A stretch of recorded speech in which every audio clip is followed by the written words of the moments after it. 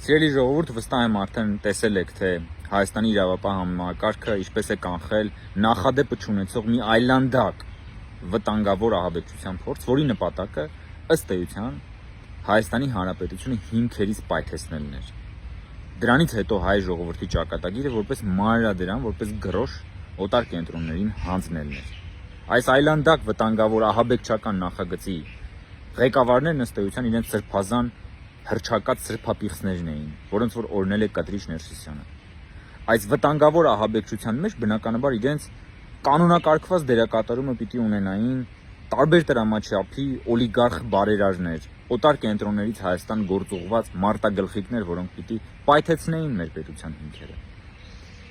Եվ այդ պայթյունի, պետության պայթյունի գինը պիտի վճարել էլի պիտի վճարեր հայ ժողովուրդը, որովհետև այդ մարդիկ պետությունը կազմալուծելուց հետո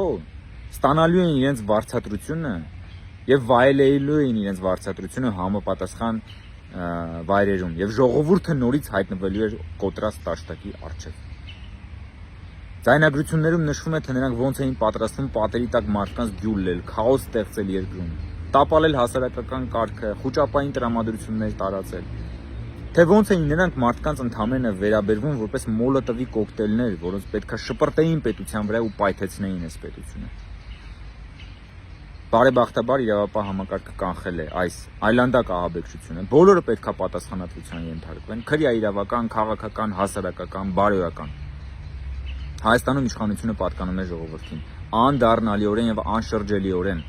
Ժողովրդից ոչ ոք չի կարող խլել իր իշխանությունը։ Սա պարզապես առօրյա քաղաքական պայքար չէ։ Մենք կռիվ ենք տալիս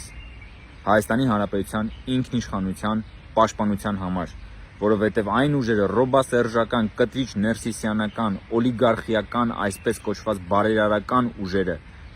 որոնք որ այս նույն շրջանակի,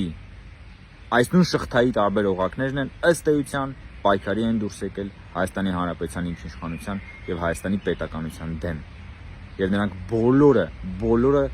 հատ ջախջախվելու են, ջարդուփշուր են լինելու եւ պատասխանատվության են ենթարկվելու։ Հայաստանի Հանրապետությունում իշխանությունը պատկանում է ժողովրդին,